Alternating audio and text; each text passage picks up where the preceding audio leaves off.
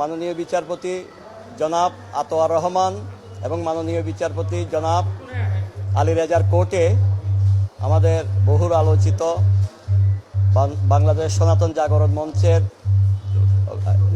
জোটের মুখপাত্র চিন্ময় কৃষ্ণ দাস ব্রহ্মচারী, ওনার এই আদালত অনেকক্ষণ শুনানি করে, সে 12:30 থেকে শুনানি করে এই পর্যন্ত উনি সার্বিক সন্তুষ্ট হয়ে জামিন প্রদান করেছেন, রুল অ্যাবসলিউট করেছেন। এটা রুল হিয়ারিং ছিল, রুলটা আমাদের রুল অ্যাবসলিউট করেছেন, অর্থাৎ ওনার এখন মুক্তিতে কোনো রকমের আর বাধা রইল না। শুনানিতে যেটা বলেছি সেটা হচ্ছে ওনার জন্য সেডিশনের মামলা, ওরা অভিযোগ এনেছিল রাষ্ট্রদ্রোহ।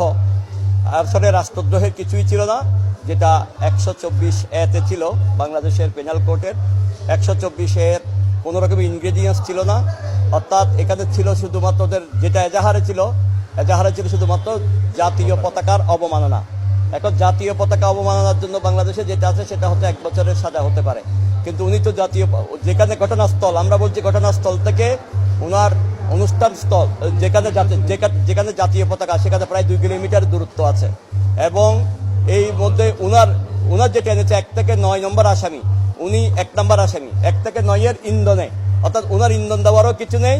আর জাতীয় পতাকার উনি যেখানে সবসময় জাতীয় পতাকাকে সম্মান প্রদর্শন করে, বাংলাদেশের জাতীয় পতাকাকে উনি যতগুলো অনুষ্ঠান করেছেন, যতগুলো এই পর্যন্ত সমাবেশ, মহাসমাবেশ করেছেন, সব জায়গায় উনি জাতীয় পতাকাকে সম্মান প্রদর্শন করে জাতীয় পতাকা নাড়িয়ে ওনার বক্তব্যের শুরুতে জাতীয় সঙ্গীত শুরু করে বাংলাদেশকে অকৃত্রিম শ্রদ্ধা এবং সম্মান দেখিয়ে উনি যেই বক্তব্যটা দিতেন চিন্ময় কৃষ্ণ দাস, সেটা হচ্ছে জননী জন্মভূমিশ্চ স্বর্গাদপি গরীয়সী।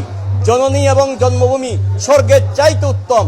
যিনি এটা চিন্তা করেন, যেটা ধারণা করেন, সারা বাংলাদেশে যিনি এটা সমস্ত সনাতনীদের কাছে এটা পৌঁছিয়ে দিয়েছেন, এই দেশপ্রেমিককে অবশ্যই দেশদ্রোহী হিসেবে রাখা যায় না। আমাদের বক্তব্য ছিল এটা। এবং কোর্ট বলেছেন, হ্যাঁ ঠিকই, এখানে 124-এর আমরা কোনো ইনগ্রেডিয়েন্টস পাচ্ছি না এই মুহূর্ত পর্যন্ত। এবং এতদিন উনি 26/11/2024 থেকে জেলে আছেন। আর এখানে যেটা এজাহার করেছে সেটা হলো 25/10/2024, অর্থাৎ ওই থেকে দীর্ঘদিন ধরে কোনো রকমের পুলিশ রিপোর্ট নেই, কোনো ইনভেস্টিগেশনের কোনো রিপোর্ট নেই। এই যে এতদিন, আর উনি যে ইন্ধনের কথা বলছে, কোনো ইন্ধনের প্রমাণ এই পর্যন্ত এখানে কোনো হাজির করতে পারে না সরকার পক্ষ। এই জন্য সন্তুষ্ট হয়ে কোর্ট ওনাকে জামিন প্রদান করেছেন।